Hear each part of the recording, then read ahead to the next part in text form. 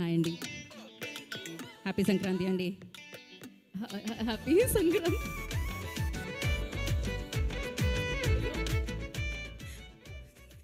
Okay అండి, thank you. బాగుంది. ఈ సంక్రాంతికి ఫస్ట్ టచ్ బాగుంది. ఓపెనింగ్ బాగుందయా. వచ్చిన మీడియా అతిరథ మహారథులకి అందరికీ కూడా, అలాగే ఇక్కడికి వచ్చిన ప్రేక్షక దేవుళ్ళకి, టీవీల్లో చూస్తున్న అతిరథ ప్రేక్షక దేవుళ్ళకి అందరికీ కూడా, నా కుటుంబ సభ్యులకి అందరికీ కూడా సంక్రాంతి శుభాకాంక్షలు. బాగుంది కదా ఓపెనింగ్. సో మజాక ఇక్కడ ఉన్న వాళ్ళందరూ విన్న తర్వాత నేను నా కథ, ఎందుకంటే ఒక్కొక్క అడుగు ఎక్కుతూ లాస్ట్గా నా దగ్గరకు వచ్చింది.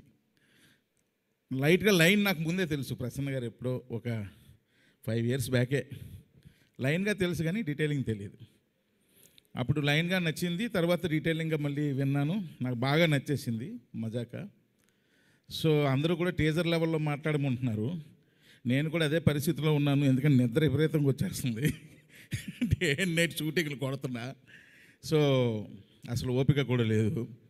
మజాకా గురించి సింపుల్గా చెప్పాలంటే, ముందని కూర్చున్నారు కదా ఒక 2 కపుల్స్, వాళ్ళు చేసే మజానే cinema.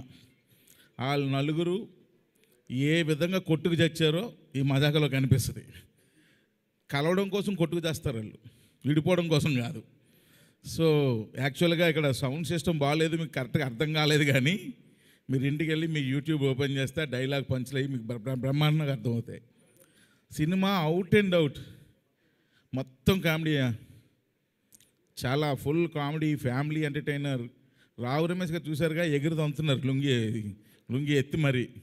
So full family entertainer. అయితే ఈ సినిమాకి అన్సు లాంటి, ఎప్పుడో నేను యంగ్స్టర్గా ఉన్నప్పుడు లేదా నా చిన్నప్పుడు నాకు గుర్తులేదు, మన్మధుడు సినిమా చూసి ఏంద్రా ఈ అమ్మాయి లడ్డులాగా ఉంది అనుకునేవాడిని. అప్పుడు ఆ అమ్మాయిని చూడడానికే మన్మధుడు సినిమాకి వెళ్ళిపోయేవాళ్ళం. మూర్తి గారు కరెక్టేనా?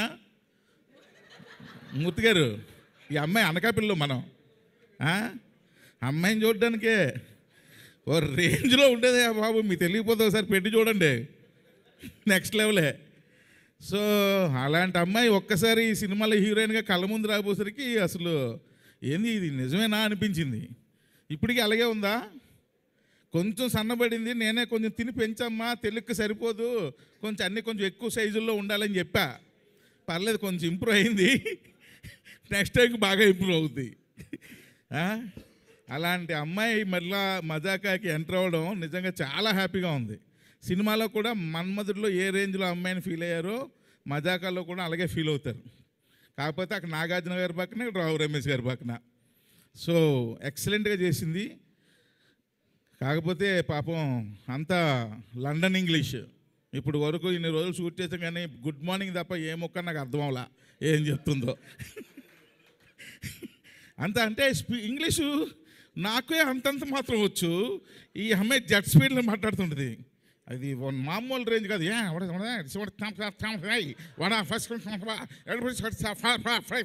అంటుంది. ఏంట్రా ఏం చెప్పింది ఈ అమ్మాయికి? సీన్ ఏం చెప్పాలి? ప్రసన్న గారు డైలాగ్ చెప్పండి చాలు, నా పని నేను చేసుకుంటాను. అలాగే పని చేసాం. అంత సూపర్ ఇంగ్లీషు, కానీ ఎరక్కొట్టింది. ఆ తర్వాత మా సెకండ్ హీరోయిన్ పేరు వాటరమ్మా, పేరు రీతు వర్మ, కరెక్ట్ కదా? ఎస్, రీతు వర్మ. సో రీతు వర్మ ఎలా సెలెక్ట్ చేసామో తెలుసా అబ్బాయిలు? ఈ అమ్మాయి ఎలాగ ఉండాలండి అన్నారు ఎవరు, రాజదండ.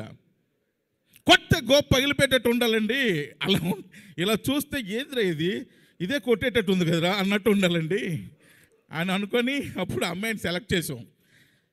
అంతేనా? ఏదో చెప్పు, అంతే, కరెక్టే. సో నిజంగానే ఈ అమ్మాయి పేరు నేను జోక్ చేయట్లేదు, నిజంగా ఆ పిల్ల పేరు నాకు గుర్తురాదు కరెక్ట్గా. కరెక్టే కదా? కరెక్టు. అందుకే కారణం sir. So excellent.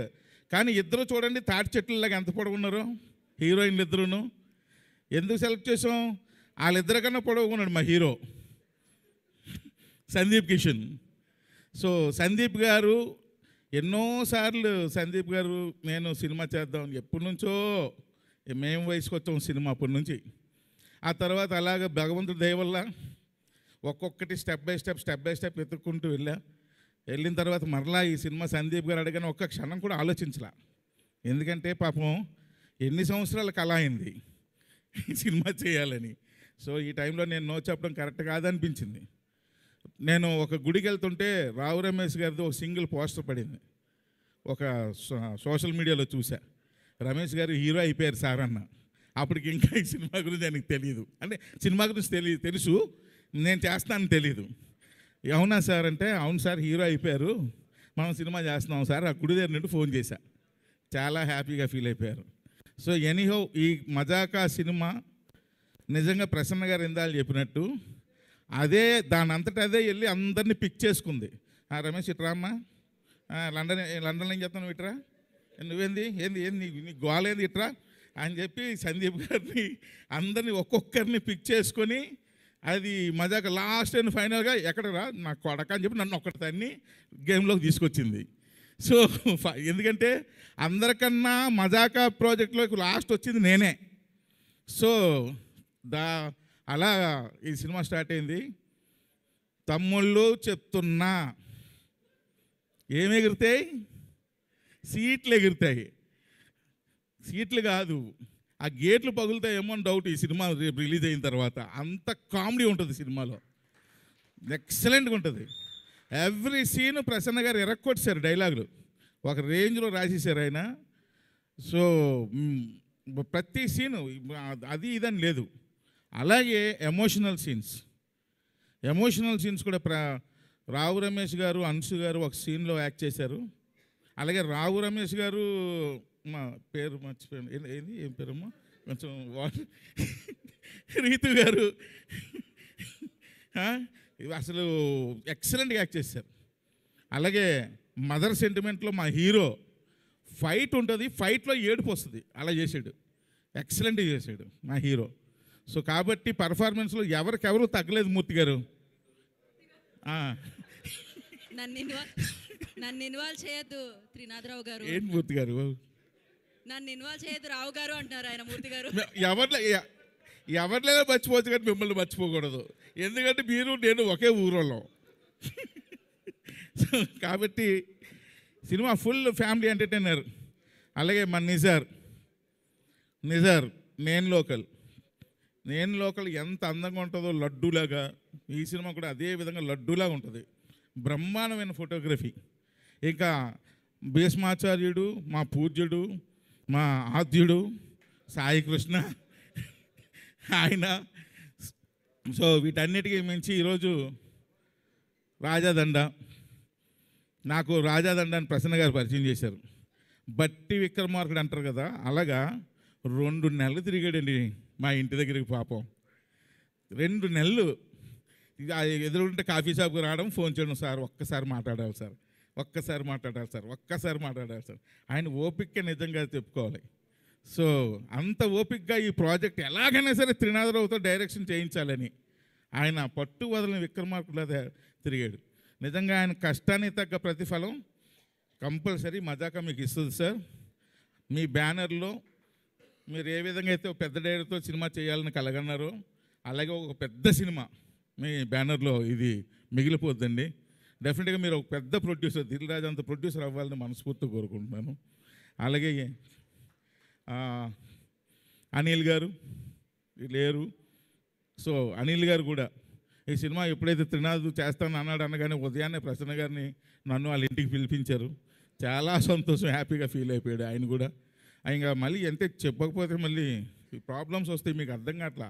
G studios కూడా ఉంది, మళ్ళీ జీ స్టూడియోస్ కూడా ఇప్పుడు ప్రొడ్యూసర్స్. అలాగే లియోన్ జేమ్స్ మంచి పాటలు ఇచ్చాడు. ప్రీ రిలీజ్ ఈవెంట్లో గట్టిగా అరుద్దాం, అప్పుడు మాట్లాడదాం ఈ సినిమా గురించి. సో ప్రతి ఒక్కరు కూడా ఈ సినిమాకి మీ ఫ్యామిలీస్తో అందరితో వెళ్తారు, 100% గ్యారంటీ. February 21 మీ ముందుకు వస్తుంది. ఎంజాయ్ చేయండి, అన్నీ పగలగొట్టేయండి. Thank you very much. Thank you అండి, థ్యాంక్ యూ సో మచ్.